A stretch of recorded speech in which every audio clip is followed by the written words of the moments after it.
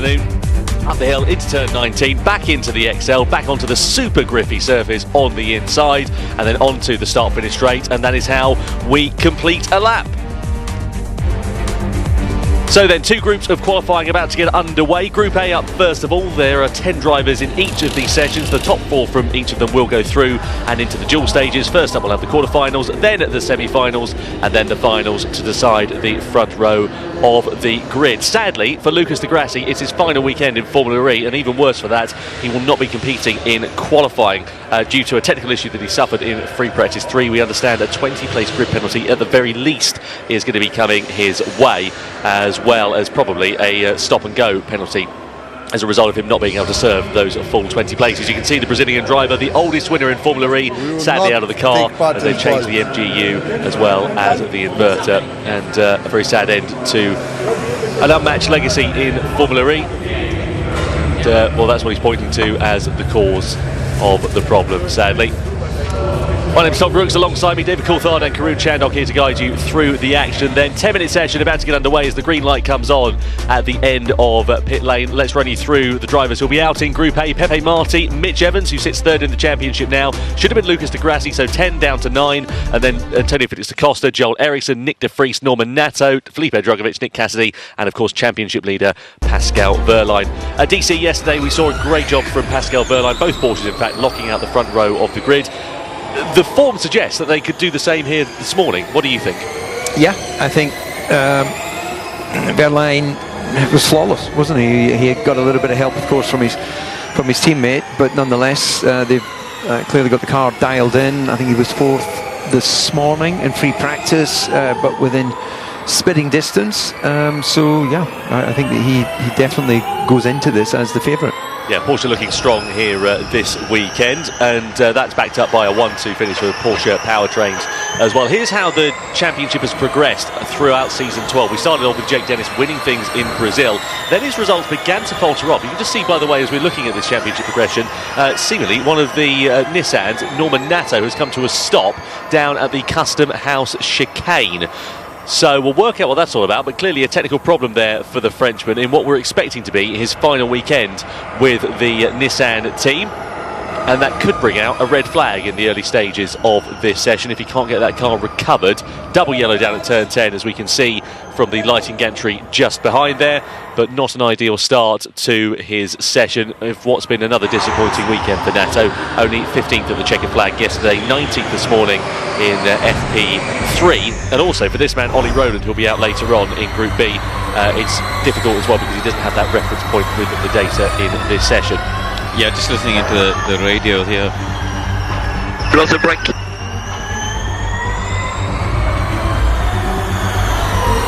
So saying he's lost the brake there. It's on the exit of turn 9. He's coming into the braking zone. This is just on the first lap out of the pit lane then. And you can see it's lit up like a Christmas tree on the dashboard, isn't it?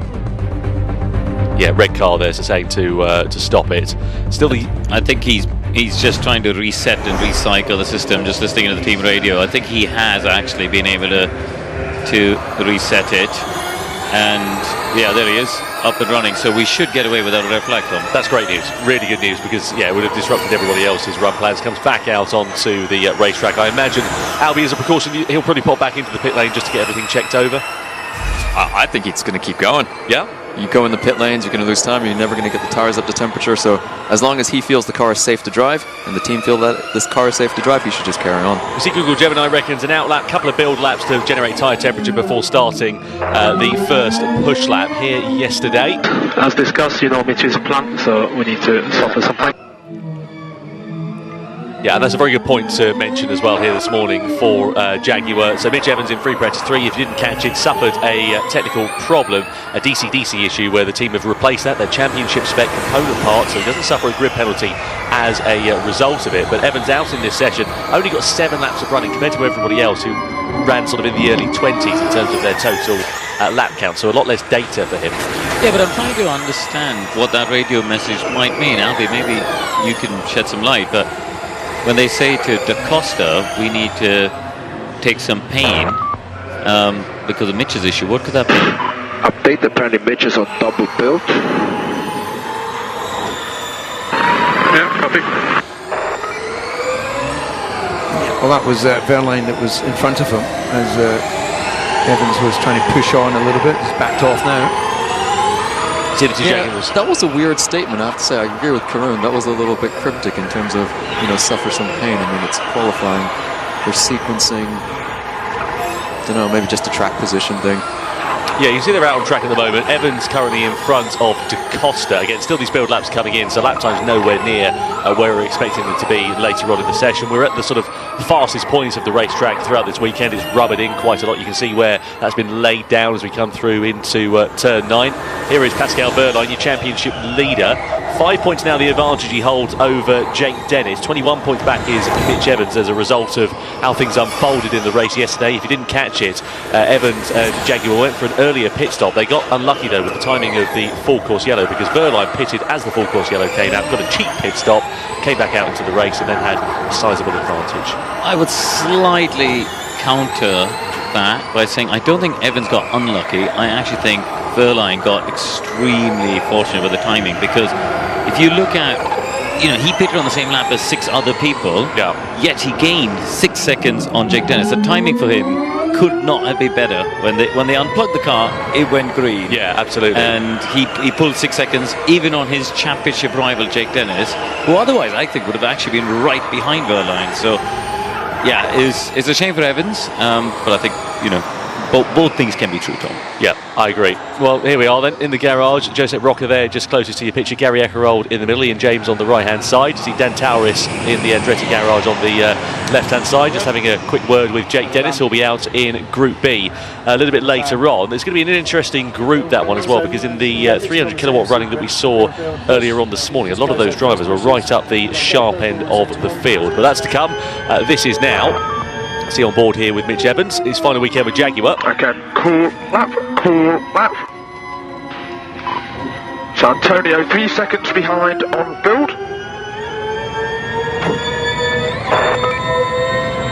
So yeah, on a cool lap at the moment. Just under 4 minutes left to go, so the time is ticking down here. He's not going to have too much time left to run, and it looks like we're not going to get a time on the board here for Norman Nato. He's out of the car, helmet off, and sadly for the Frenchman, in what we're expecting his final weekend to be with the Nissan team, no time on the board here in quali. That's such a shame for him. I mean, it might be his final weekend in Formula E as well. So for him and Di Grassi, both drivers in the potentially final weekends in the category, not in qualifying, is a real shame for them. Yeah, lining up at the very back of the field. On board here then with Antonio Felix da Costa. Let's see what lap time he's going to be able to put on the board. Quickest time in the session so far is a 109.278. Ericsson just popped himself up into 4th quickest. So da Costa, as it stands, out of the 8 drivers that have set times here in Group A, is out of the session. But you can see he's not really put a representative time on the board. This one here in the first sector, personal best though. Yeah, but the drivers are all pushing hard. Evans going even faster. I tell you what, Nick De Vries, he's absolutely flying, fastest of anybody in Sector 1, and the Mahindra cars have looked really quick. We expected them to be quick around this track, tight and twisty circuit. They were fastest in free practice earlier today. Yesterday they both ended up slightly underperforming with issues in qualifying, but I fully expect them to be at the sharp end in qualifying today. Yeah, it could be a real thorn in the side of the likes of the Jaguars and the Porsches. Jaguar though on a good lap here with Antonio Felix da Costa, personal best in the first sector. Second sector he's gone fastest overall. Wehrlein, as you can see, top of the pile, first driver into the 1 minute 8 second lap times. Da Costa betters that by just over 6/100ths of a second to go quickest here with 2 minutes left on the clock. Evans also there goes to the top of the pile, and then likewise De Vries as well. Quite large margins at this stage of the session between the top 4. I'm interested to see how this is going to go down, because we saw drivers improving yesterday right up towards the very end of the here today. Yeah, I think so. I mean, it was actually pretty quick today compared to yesterday. So a little bit of driver evolution, maybe a little bit of track evolution. I mean, the cryptic message from Da Costa before, I was thinking, like, would they try to give Mitch a bit of a tow or anything like that? But the effect here is, like, it's pretty difficult back straight there. Dan Ticktum, he'll be out for Hero. Pole position he scored here last year, started P5 on the grid with a penalty, but a track he goes at well. Cassidy's had a good lap, get himself up into second, and that knocks Wehrlein at the moment out of the duel. So that could be one to watch. They will have time to do this cool lap. They're just going around slowly, bring the tires back, cool down, bring the pressures back down a bit, and then they get one final push. So Wehrlein is going to be the first of the drivers to start what is going to be his final push lap. Faster. Confirmation from his race engineer Robert Sattler, the track is getting faster. Now or never time then for Pascal Wehrlein. He might get one more go at the end of this one, but it's a question of if he's going to have life left in the tyres. So this is going to be the one that will need to count really for the German driver. Florian Modlinger there, you can see on the bottom right hand corner of your screen. Looks nice and tight and tidy through that first sector. Yeah, just 3/100ths of a second down on the quickest time set by Nick de Vries here so far in Sector 1. Costa and Evans also on their final flying laps here in this session. They're currently third and fourth quickest as we thread the Iver Needle through the Custom House chicane in the sunshine here in London. Slightly cooler, I think, in terms of air conditions compared to the last couple of days. Just up at the sort of early 20 degrees relative to the heat wave we've been suffering from in London over the last few weeks. Pascal Wehrlein, again, personal best here in Sector 2, about a tenth of a second away. So that would put him in a net second place if he can hold that margin to the checkered flag. Through the final couple of corners we go then here for Pascal Wehrlein. An important lap time for the German driver. Is this going to be enough to bring him forwards and into the duels? Will we see any further improvements behind? He does go second fastest then in the Porsche. The question is now for De Costa, who sits outside of the duel stages. Can he disrupt the flow? He's going to lose a bit of time, comes over the line and stays P5 as he takes the checkered flag. It's now all eyes on Mitch Evans, who's not on an improving lap here, is he? Yeah, Evans isn't improving, nor is de Vries, funnily enough, so that's a bit odd. Okay, we'll push next lap. This will be our last push. Obviously a delayed message because he's now finished that last push lap and ended up fourth. Who could threaten him here, Tom? I don't think anyone's necessarily on a quick lap here. No, Drugovic has just made an improvement. It's only enough for P7. Ericsson's come over the line. He's slowest of the drivers who set a time, and Marty has backed out of his final flying lap. So that's it all said and done then, effectively, here at the end of Group A. So de Vries quickest by a tenth of a second from Wehrlein, Cassidy, and then Mitch Evans. Cassidy will come over the line to complete his lap. It won't be an improvement because he backed off halfway through it. But nonetheless, for the Kiwi, the former pole sitter here, he does go through into the duels for the first time this weekend. Yeah, the time gap between De Costa and Evans only 9,000ths of a second, so you'd have to say that the drivers sort of maximise the capabilities of that package, isn't it? Yeah, Wehrlein then into the pit box. Nice tidy lap for him, not the fastest in that session, but doesn't matter too much. He'll be going through into the quarterfinals, which is what counts. A reminder that pole position in Formula E scores you 3 points, 5 points the advantage that Wehrlein has. So for Jake Dennis, who we'll see out in Group B in a couple of moments' time, really good opportunity for him to close that gap down to just 2 points.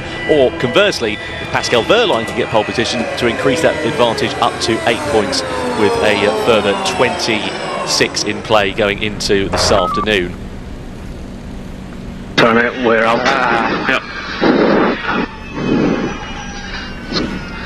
That's really unfortunate for De Costa and for Jaguar as well. No rear gunner in the duels for Evans. Super impressive though, DC, for Mitch as well, to have had his running cut short this morning in FP3 to go out and get himself through into the dual stages. Yeah, but I wish I could say I'm surprised. He's quality, isn't he? He's a multiple race winner in this championship. He knows the track. He's at pole position here before. Yes, you like to go out there, and I guess it's a sort of equivalent of a tennis player bouncing the ball a few times before he hits it. But if they said there was a time limit and you just had to throw it in the air and take your serve, I guess the best guys would do it, wouldn't they? So, yeah, he's eyes in, and that was a good performance. Well, the fans watching on in the grandstands for the final time here at the XL in London. We've been coming here since 2021. It will be our last visit as the London E-Prix moves over to Brands Hatch, going forwards into Gen 4. But let's get confirmation of Group A qualifying then. So the 4 drivers that will go forwards into the duels are Nick de Vries for Mahindra, Pascal Wehrlein for Porsche, Nick Cassidy and Mitch Evans for Citroën and Jaguar respectively. We lose the second Jaguar of De Costa, which can be attributed to the fact that he made a mistake, as we saw on that final flying lap. Marty, Drugovic and then Joel Eriksson also not making the cut. De Grassi didn't get out because of the technical problem he suffered in FP3, and Norman Nato, we saw him out on the warm-up lap, suffered from a brake problem and sadly entered the pit lane, no times on the board. But the body language there, well, tells a million words, doesn't it, for Antonio Felix da Costa? Yeah, he's frustrated. He's been on it, hasn't he? all weekend, but clearly just wasn't able to get a clean lap for whatever reason. Well, it's difficult as well for Da Costa and then for Jaguar, because they don't have that rear gunner in terms of the driver on the other side of the garage to hopefully help with things in the duels. Yeah, they don't have it in the duels, but it may actually allow them to be more aggressive come race time, because he's going to be starting further down. It's going to be a slower race today with not having the pit boost. Yeah, 2 attack modes to come here this afternoon as well, as you say, as a result of no pit boost. Yeah, I mean, he did well yesterday. He started 7th, ending up on the podium, but he was another one to benefit from that full course yellow. Just allows the Mahindra of Eden Mortara to go through. As we look inside the Envision garage there at Alistair Overmean, the former MMA and kickboxing champion, watching on here for Sebastian Buemi, who's out in this session. P4 for Buemi at the end of the race yesterday. For Oliver Rowland here, Albie, as well. Obviously, we saw Norman Nato coming to a stop, but they've got no data now from that most recent session. Do you think that could be more of a hindrance? Yeah, they weren't that great in qualifying yesterday as well, so I think it's going to be a tough session for Ollie. But he's got some of the best car control in this grid, so let's see if he can pull it out. Yeah, expect to see quite a few build laps here in this session, as we saw in Group A a few moments' time. Nobody's really set a representative lap time, but you can see here that Nico Müller is on a flyer in this session, just leaving a bit of margin on the exit there of the Custom House chicane. That's a characteristic, isn't it, of Formula E, that no tyre blankets, which is why we have all these build laps. It's a great debate in other forms of racing whether you should get rid of tyre blankets and not have to carry them around the world, but what it does benefit is that when you're watching track action, it's a bit more meaningful than what we're seeing right now. Can't be overstated just how much of a job Nico Müller did yesterday for his teammate. Got himself onto the front row of the grid, did a fantastic amount of work in the first part of the race to back the rest of the pack up, create that margin for Pascal Wehrlein, and ultimately sacrificed his own race, didn't he? Well, there was a bit of controversy at the end, wasn't it? Because he got into a collision with Nick Cassidy, which I don't believe we saw on the pictures, but I was talking to somebody in the paddock was saying he was quite angry about the collision with Cassidy. Felt Cassidy sort of hit him quite aggressively, which cost him time and obviously gave Evans P8 as well. Yeah, because I was looking at the end of the race, the timing screen, and Cassidy at one point was about 1.5 seconds away from the driver in front, and then suddenly he was 5 seconds. I couldn't really work it out, so we didn't see it on the screen at the time, but that is a decent enough explanation as to what happened there. Jake Dennis, though, out on track in the Andretti, fastest man in the first sector here. Just seen his teammate of Felipe Drugovich failing to make the cut, but we know that Dennis has been able to really maximise things this weekend at the XL. Let's see where this lap time is going to push him, presumably up towards the top of the order. Riding the bumps down into turn 16 here. Yeah, he's about a 1/10.5 quicker than what Nico Müller's done so far in the first 2 sectors. So Müller's done a 9.0, which is a bit slower than what we saw in Group A. Expect that time to improve. Dennis, as I said, 10.5 up in the first 2 sectors, so this should get him into the 108. It's interesting just watching his approach to turn 16. It's like half a car width wider than what we're seeing from Pascal Wehrlein as a sort of default line into that corner. Bit of lateral load as they break into it, but it's going to mean he's taking a slightly longer lap distance. Yep, and getting airborne there as well. If we stay with this, then this next corner following. I have to say that car has probably been consistently one of the better ones through that bump all weekend from get-go, from free practice one, really. Yeah, we saw the Stellantis cars in particular looking really stiffly sprung, didn't we, going through into there and just not looking quite as compliant. That being said, though, this morning they were looking pretty handy. Max Günther was up inside the top 10. Taylor Barnard, as we know, finished inside the top 5. T.S. Penske still missing out on the podium this season, believe it or not. And let's see whether they can spring a few surprises. Both of those drivers currently through at this stage in Group B, but still just enough 4 minutes left on the clock as it stands. Rowland here making his way through into the final series of corners. First sector was personal best. He's backed off though here. Yeah. He's not having a good weekend, Roland, is he? Yesterday, at no point did he look like he had the pace to challenge any of the front runners. It's been a tough title defense because I feel like last year he was so convincingly the top dog there. Won the championship with a round to spare, which is super rare in the championship. It's only happened twice in 12 years that it's happened. And this year Nissan do seem to have fallen backwards compared to the opposition. Not entirely sure what what that sign language was, but Yeah. Tom, you're a Gen Z millennial. You must know what's happening. Not a clue. I've been 50 going on 30 for the last 10 years, mate, to be honest with you. So, Yeah. Well, I think it's the sort of move you would have expected Sean Bratches to pull. So just keep evolving with the tyres and the track tempo, okay? meanwhile, back on the racetrack, Jake Dennis, fastest in the first sector. Second sector looking pretty handy here as well. Fastest first sector has just been taken over by Eduardo Mortara, who might be a bit of a thorn in the side of the Porsches and the Jaguars here this weekend. Mortara currently out and hasn't set a representative time. Now has, as he goes just over 0.3 of a second clear of the rest of the pack. Yeah, but Gunther's going really quickly here. So Gunther's gone faster than Mortara in Sector 1. Muller goes second fastest. They'll all have another lap to go. So this is their penultimate lap. Dennis only second so far. Let's watch Gunther's coming into the final sector, but he still looks like on a good lap here, Tom, as is Buemi. You know, of a penalty, Gunther. He does, yeah. 3-place grid penalty for exiting the pits under the red light in free practice 3. So wherever he qualifies, he'll go further back, but he can still make it into the duels, still go as far forward as any other driver. It just means that wherever he eventually qualifies, he'll be 3 places back from that. So at the moment then, just over 2 minutes left, just under 2 minutes left on the clock rather, it's Mortara, now Buemi, who's popped himself up into second from Gunther and Dennis. Team radio here for Muller. Sector 1 and Sector 2, focus on those. Push next. Good exit. Just 2/100ths of a second separating you making it through into the duels at this stage and being out of qualifying. Barnard and Muller, the two closest. Something's happened to Ticktum, by the way. We haven't really mentioned him, but Ticktum's not done a lap, and he's been in and out of the pits. So I don't know if he's had some sort of a problem. Try and listen to his radio. Yeah, clearly some kind of a technical issue there for Dan Ticktum. He is now out on track, as you can see at the moment, but he's going to get one flying lap. And the question is, are the tyres going to be in the right window? We saw him yesterday working really well as a rear gunner for Porsche, you know, backing off at the right time when he needed to and playing the team game. You don't want to back off too much again. Maximum pace for your cooler 120 or so. Okay, that's purple sector 1. Just tidy up the lap.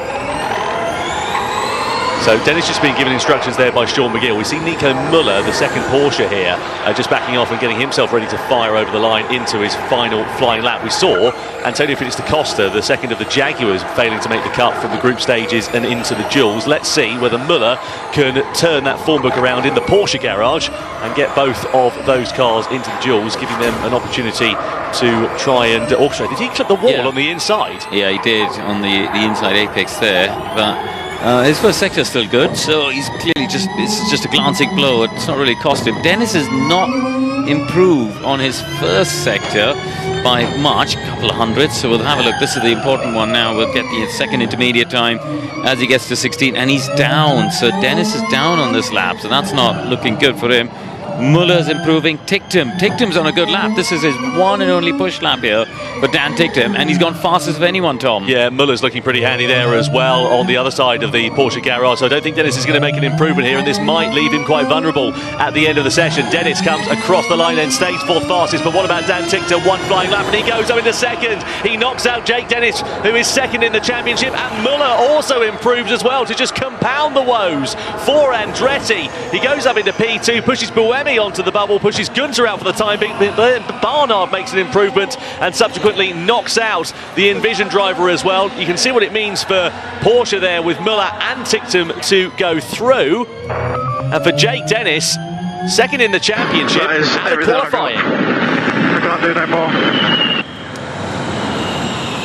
1/10 of a second is the difference from making it through into the duels to being out of qualifying and down in P8 on the grid.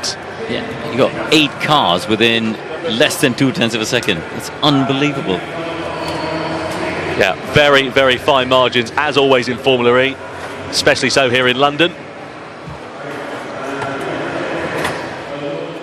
It's a disaster for Dennis. It's delight for Porsche, however, and as well for Eduardo Mortara. Steering wheel. I touched. I bent the steering wheel. And for Mortara, it's not been plain sailing because he's made a mistake somewhere on the lap, touched the wall and bent the steering. So they're trying to make any kind of last-minute adjustments that they can here in the pit box.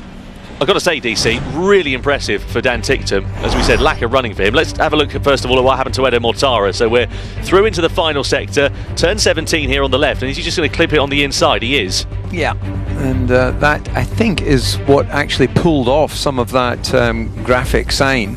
And is that not the same corner where we thought Muller had touched a bit? I think that had actually been removed or damaged the graphics as well. You can see the plastic there just coming off onto the racetrack. Yeah, look, impressive for Ticktum, but we shouldn't be surprised. He is impressively fast. Didn't get a lot of running and preparation, but just goes to show when you need to get on with it, he can deliver. Yep, 2 pole positions for Dan Ticktum this season. A win, of course, in Tokyo last time out as well. Very dramatic circumstances. For Jake Dennis, though, you've got to feel for him there, Albie. A 1/10 of a second. It's such a small margin there, but you've got another 3 drivers that are in front of him. I mean, the problem is it's going to have to be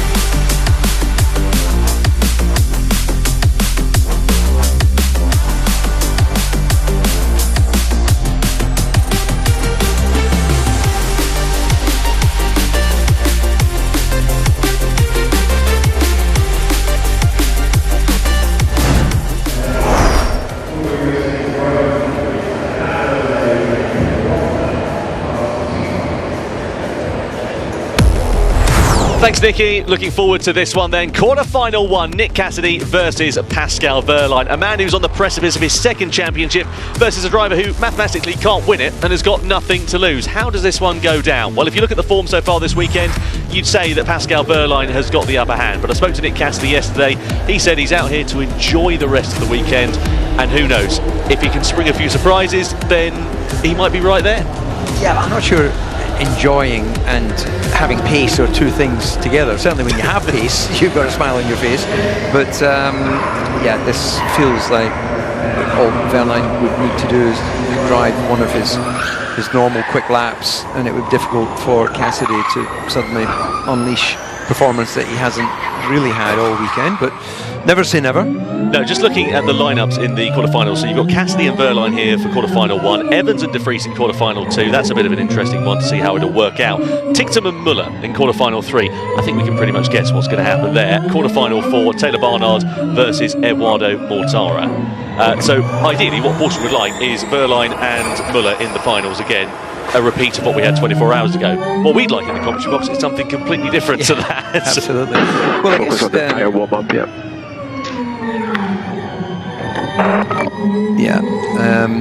I guess when Mortara Barnard head to head, has Mortara actually done any damage in clipping that wall? I suspect not, but we will find out.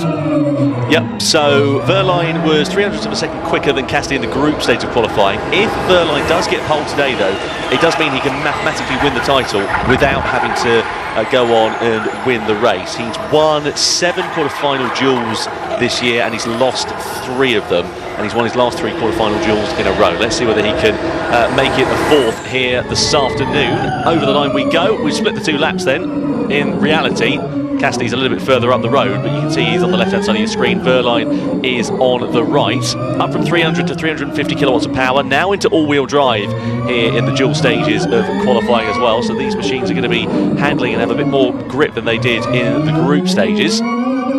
Verline's car looking comfortable and compliant. He's about half a tenth up or so in the first sector. Cassidy actually clipped the wall on the inside there at turn 9, which pushed him to the outside, and that's going to cost him a significant amount of time. I think he might have bent the steering arm on the right-hand side there as well, because it looked like it was crabbing a bit down the straight. Yeah, he's dropping away, isn't he, performance-wise? So all Verline needs to do now is keep it clean. Yep, half a tenth, half a cent, up to half a second now for Pascal Verline, and it will be a spot then into the semi-finals. That's a real shame for Nick Cassidy, who had an opportunity to try and maximise things in the Citroën machine, but sadly coming to nothing after that mistake here on this one and only flying lap. So Pascal Verline is going to comfortably make it through from the quarters and into the semis by just over a second from Nick Cassidy. So Cassidy will go no further than quarter-final 1, and Verline progresses forwards to the first of the semi-finals here. I'd be concerned that they end up with sort of hand damage at the end of a weekend, the amount of fist bumping they do after all of these sessions. It's the desks that I worry about. Yeah. So Jake Dennis then also out of qualifying in the group stages, as well as we saw, down in 8th position in Group B, so a lowly grid spot for the British driver at his home round. See the car getting airborne there for Pascal Verline, and a suspected RSI on the way for Florian Modlinger. And there's the clip on the wall on the inside at turn 9, brushed him to the wall on the outside there. Yeah, double hit. We've seen a few drivers do that at turn 9, haven't we, this weekend?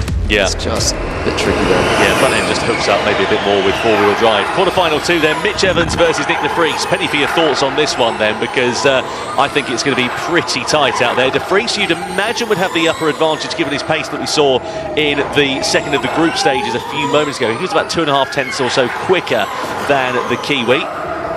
However, Evans knows the lap needs to be there. Yeah, he's working the wheel, Evans. There's a lot of sort of little twitchy sawing away at it. You can see the intensity. It's pretty tight. Strong first sector from Mitch Evans, a 24 flat for him. What can De Vries do in response to that? He's just coming through towards that sector point. He's about 2/100ths of a second down, so pretty fine margins between the two. No clipping of the wall on the inside there for De Vries. Evans leaving nothing on the table here. Can't afford to either. Missed a lot of running in FP3 this morning with a technical problem. You can really see the acceleration off the turns with the 4-wheel drive. Yeah, he's driving angry here, isn't he, Mitch Evans? Knows he needs to make this one count. Comes through into the final series of corners. What's the score on the door going to be? De Vries has pulled it back in sector 2. 15/1000ths of a second to his advantage. Over the line we go here for Evans. It's a 107.408, so about 0.3 of a second slower than we saw from Verline in quarter-final 1 a couple of moments ago. De Vries building that advantage still here in the final sector of the lap. Out of the final turn he goes, and De Vries is going to do it. He knocks out Mitch Evans in a quarter-final 2, and will go through into the first semi-final alongside Pascal Verline. Well then, what do you make of that? Well, it's a super strong lap from De Vries, but you know, as I was saying before, we expected the Mahindra cars to be good. This is a type of circuit that absolutely suits them. Slow speed corners, you need a lot of rotation on the front end to get around these hairpins. You know, there are 5 of these corners which are under 35 mile an hour minimum speed. It is a twisty track here, and it plays to a lot of their strengths. Let's have a look at Mitch Evans. Oh, he went wide, didn't he? Yeah. He clipped the inside wall. I think he turned in and then had to turn out again. Yeah, he wasn't actually down at that phase of the lap though, so although it looked a bit spectacular, and as you mentioned, it looked like he was driving with intensity, it went away later in the lap. Quarter-final 3, it's pretty predictable how this one is going to work out. Dan Ticktum versus Nico Müller. You would imagine that Ticktum is going to back off on this lap to try and get Müller up the sharper end of the grid, but we'll wait and see. We heard him yesterday afterwards saying there comes a time in every driver's career where you have to play the team game, and that is the role that Ticktum did yesterday. Yeah, except it's not his team, so which is what is slightly annoying. I get what you're saying because of the, you know, the Kiro, a customer team of the World Porsche team, and he's off. Yeah, locks up down at the custom house chicane. So lap time's gone away there for Dan Ticktum anyway. It's a foregone conclusion, therefore, that Nico Müller will make it through. And a lovely pirouette and spin back onto the racetrack. So here's a theory. Given that it isn't as heavy a braking there as some other corners, unless there was an actual issue, it was almost more make it look like a mistake than actually lifting out. Well, you say that. We did see him not out for much of that session, and also had some technical problems in FP3 this morning, Dan Ticktum. So I wonder whether that might actually be a legacy of what he was suffering from in the group stage. We'll wait and see. Either way, Nico Müller going through into the final couple of corners, and he is going to go into semi-final 2. Over the line he will come, and it's 107.465 for the Swiss driver. Dan Ticktum there abandons that lap, pulls into the pit lane, and it will go no further than the third of the quarterfinals. So Nico Müller and Pascal Wehrlein, both of the factory Porsches, progressing forwards to semi-final 1 and semi-final 2. Job done so far on both sides of that garage. And yeah, for Dan Ticktum, big lock up there down at the custom house chicane. And again, hopefully we'll get an idea of exactly what's going on. Let's have another look at it there for the Briton. So we're heading into the braking zone of turns 10 and 11. Inside front gets locked. He's got a face full of wall, so pirouettes it round quite nicely. Like I say, I wonder if where he was suffering from some braking issues in the group stages, whether that's just come back round and reared its head. See for the team there watching on.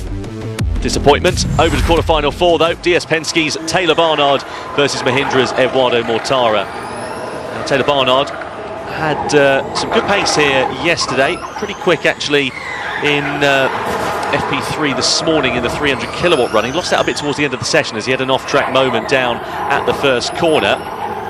But still has an opportunity to become the youngest ever E-Prix winner here this weekend. After this weekend, he'll be too old to win that accolade, but Eduardo Mortara's pace, and the Mahindra's pace in fact, has been so strong this weekend, and indeed Mortara is up by about a tenth of a second in sector 1 alone here. Yeah, super quick, isn't he, in that first lap. Just watching the onboard there, the car looks so well balanced, and it's just that front end. Look, as we get through over the bump there, a little bit of correction, the bottom right, just look at the image of Mortara, but he's able to get the nose when he just whacks the steering lock in. The nose really goes into the apex well. Barnard comes out of the final corner, and we'll see what he does. A 7.5. That's a good time though for Barnard. Not sure it's going to be enough. No, Mortara slightly slower in the second sector, but I think he's held enough of an advantage. A bit deep there at the final corner, so lose half a tenth of a second or so, but it is still enough for the Swiss driver to progress forwards into the second of the semi-final. So 2 Mahindras, 2 Porsches. Yeah, it's a big difference yesterday to today. I mean, the key for them was just getting out of the duels really from Mahindra. The group stages. Yeah, as you say, both Mahindras not through yesterday, but they are today.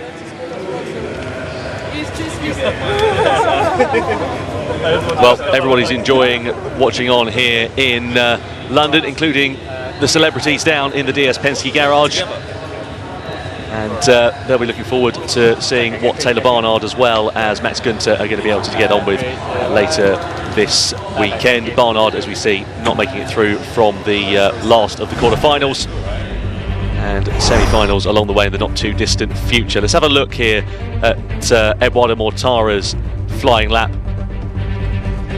What do you reckon to that there, DC? Looked like he positioned himself slightly more to the left and didn't actually get as much of a jump, which is kind of the goal of that, really. You don't want to be in the air too long, do you? No. Yeah, if the wheels aren't on the ground, generally speaking, you're not moving forwards any faster. Yeah, a bit more of a front hop for Taylor Barnard. Yep, Barnard though just not making the cut despite being faster in the second and the third sector compared to Mortara. Mortara's lap time really was gained in sector 1. It was only a tenth of a second. I know, the margins are incredibly tight. I know it's a short lap, but the difference between being progressing and not is absolutely tiny. Well, let's have a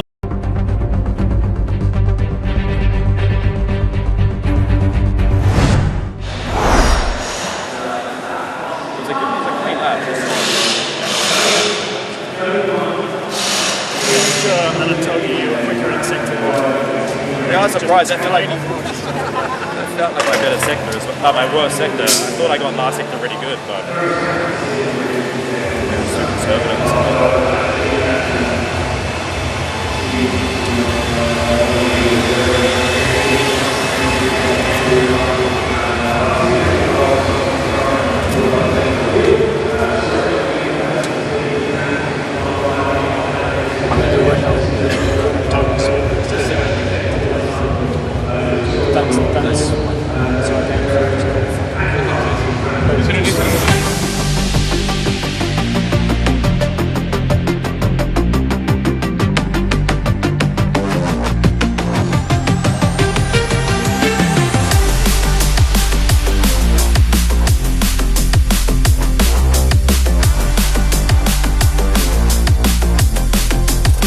You have to admire Dan Tixham's confidence, don't you? There's the lineup for the semi-finals, which will be getting underway in the not too distant future. Albie, we're talking there about the brake-by-wire issue. Just very quickly on Dan Tixham, what do you make of it? Yeah, so he mentioned about topping it off. So basically in the BBW itself, there's a pneumatic cylinder that you got to keep topped up with pressurized air. And every time the BBW is used, it sort of takes away a little bit of that pressure. So maybe they just didn't top it up enough before the session started, which is an operational issue, to be honest. Yeah, a shame there for Dan Tixham, as we saw struggling with the problems there in the group stages, and sadly came back to rear their head in the quarterfinals. Over to semi-final 1 then, Nick de Vries versus Pascal Wehrlein, Porsche versus Mahindra, as de Vries exits out onto the racetrack for the first and only lap. Now, of course, they've only had one chance to run here in 350 kilowatts this morning in terms of this qualifying session, but they'll have had some time to get heated to the tyres and try and keep that at a decent level here for the semi-finals. Yeah, they were super close, weren't they? If you look at their lap time in the quarterfinals, there's only 500s between them. So this should be a good matchup, I think, for the semis.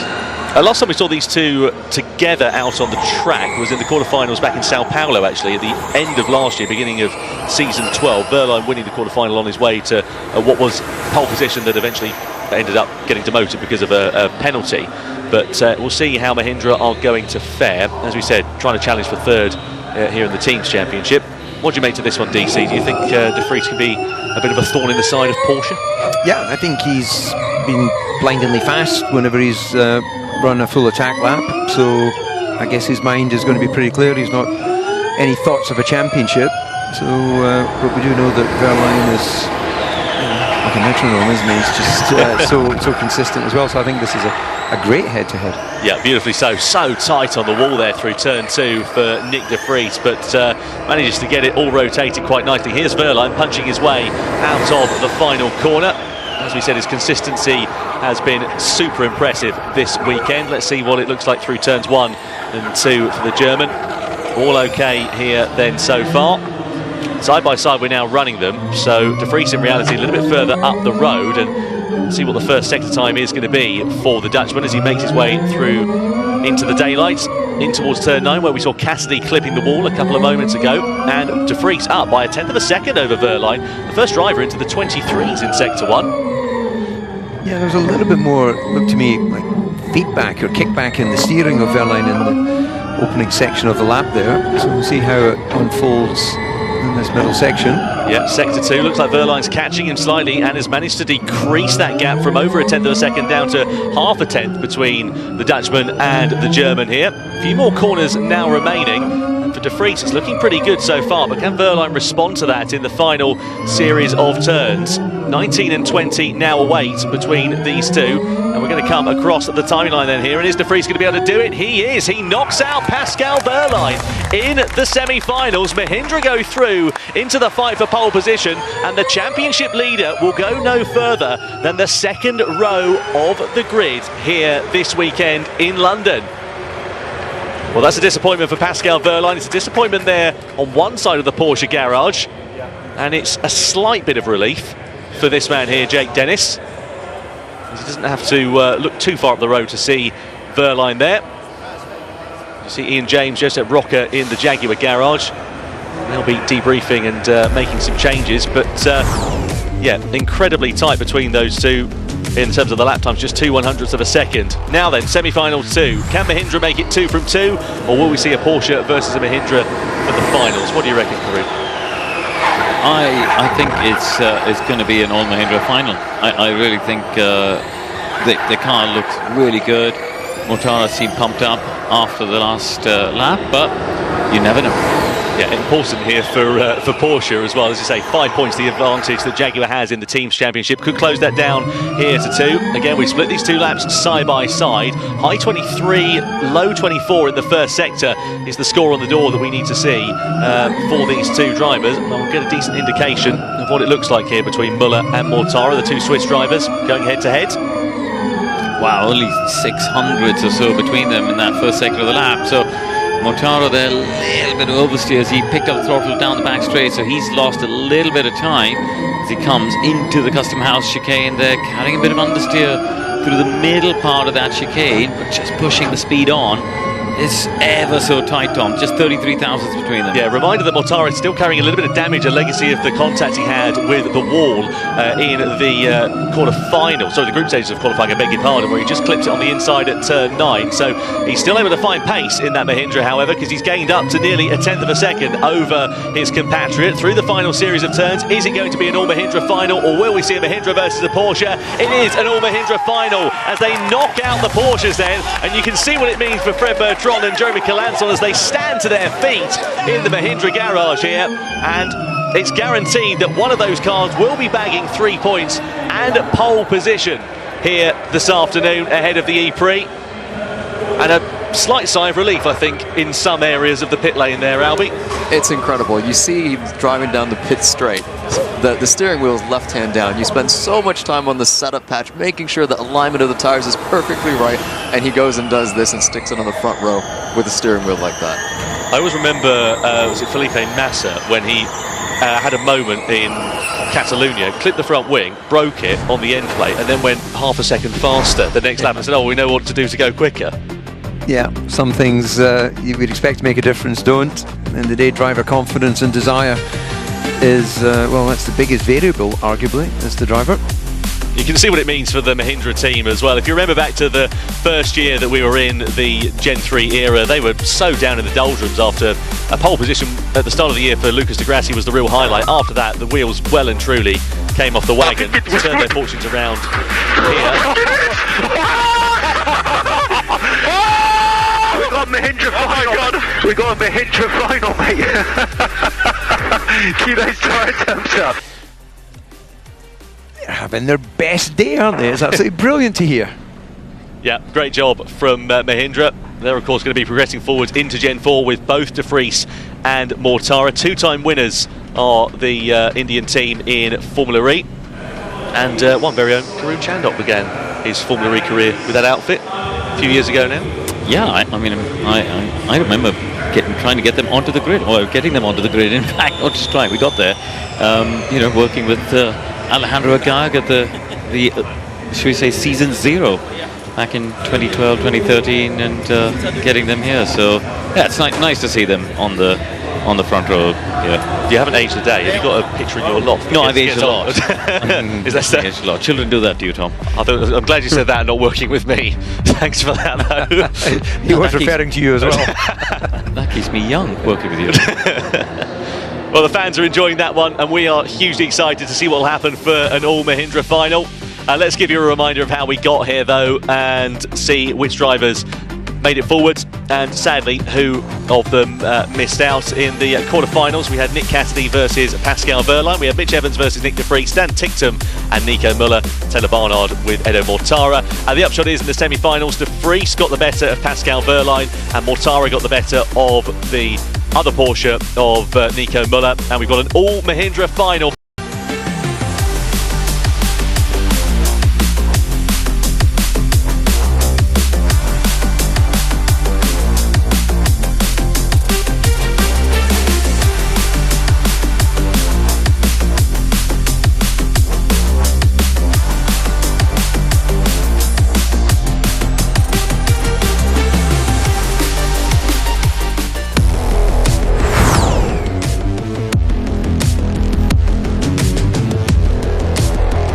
It's an all Mahindra final for the last time in Gen 3 then. Nick de Vries versus Eduardo Mortara, and a lovely bit of symmetry as well. My thanks to Sam Smith from the FE Notebook for making me aware of this one. Mahindra, of course, first ever pole position in Gen 3 back in Mexico City in 2023, and they will by default secure the last ever pole position in Gen 3 of Formula E as well. Would it be Nick de Vries or would it be Eduardo Mortara? Well, the momentum this year, you would imagine, would be with Edo Mortara, because he's had 3 pole positions this season, and 4 pole positions, beg your pardon, because he was on pole last time out in Tokyo as well, and de Vries hasn't been on pole since 2022, but nonetheless, see how it's going to go down. In terms of the semi-final times, de Vries was a 107 flat, Mortara was a 107.1 though, so if we look at that in the most recent bit of evidence, Albie, it's the momentum with Nick de Vries. How do you see it? Yeah, also in the quarterfinal, Nick was just a couple tenths ahead of Edo. I think on single lap performance, I'm actually going to go with Nick on this one. What do you think, DC? Yeah, difficult to argue against the facts, really. You know, that's a wonderful thing about data. I've said many times before, motor racing is about stopwatch and checkered flag, so everything else is opinion. And they're both quality drivers. Cars, as Karun has explained, suits this type of racetrack, so go drive the lap. Yep, first ever Mahindra front row lockout, and you can see what it means for the team who are watching on there in the garage. They're pushing really hard on this outlap because they're trying to get the tyres into the right window. You know, we saw in the group stages they're doing 3-4 build laps to build up the pressure and temperature. You don't have that luxury when you come to the duels. So the outlaps that they are driving nearly as committed as the push laps, really. A reminder that Mahindra are battling for third in the Teams Championship against Andretti. This will move them to within 10 points of securing that top 3 spot as we look at Nick de Vries making his way through the first couple of corners. Mortara a bit further up the road, his first sector time looking pretty good. A 24 flat so far for the Swiss driver, who's now on the left hand side of your screen. De Vries there on the right hand side. Is that not a little bit slower than he managed last time around? Was that a 23.9? Yeah. The previous one? Yeah, de Vries with a slight advantage, just under half a tenth of a second or so. Reminder that Mortara is still carrying a bit of damage, a legacy of that contact with the wall that we saw in the group stages. Yeah, but Mortara in the middle sector of the lap has lost a little bit more time now, hasn't he? So de Vries pulling that advantage in nearly a tenth of a second. Yeah, be his first ever pole in Gen 3 if de Vries can do it. It could be a 5th pole position, though, of the season for Eduardo Mortara. Either way, it's going to be delight and 3 points for Mahindra, but which of the cars is going to be lining up at the head of the field? De Vries with a healthier advantage in the second sector. Through the final sector, we're about to come now out of the final corner and across the timing line. Is it de Vries or Mortara? It's Nick de Vries who takes his first pole since 2022. Bags 3 points for Mahindra in their front row lockout, and the Dutchman will line up at the head of the grid for the last ever race in Gen 3 in Formula E around the XL in London. Delight for the Dutchman as the team celebrates here at the XL. Well, celebrations all round then. A job well done. Some team radio. Nice pole position, mate. So warm-up mode, keep the tyres clean. Really well done. That's going to be, I think, the fastest lap around here. 66.9. Definitely not had one of those this weekend, and I think looking back, you probably won't find it either. Yeah, it's a very good point. That track is really very much at its peak operating window now. for Nick de Vries as well. His first pole in the Gen 3 era, coming in its last ever race. Really strong middle sector in particular, DC. We saw that's where he built out the advantage over Mortara in particular. Yep, and also finding a nice line over the jump, hardly any airtime at all, so getting maximum drive onto the tarmac. Yeah, great job for Mahindra as well, as we said. Moves them to now within 10 points of Andretti for third in the Teams Championship with their first ever front row lockout here this weekend. And a lovely bit of symmetry. First Gen 3 pole back in Mexico City in 2023. And just over 3 years later, they're on pole once again in the last ever race, both in Gen 3 and also at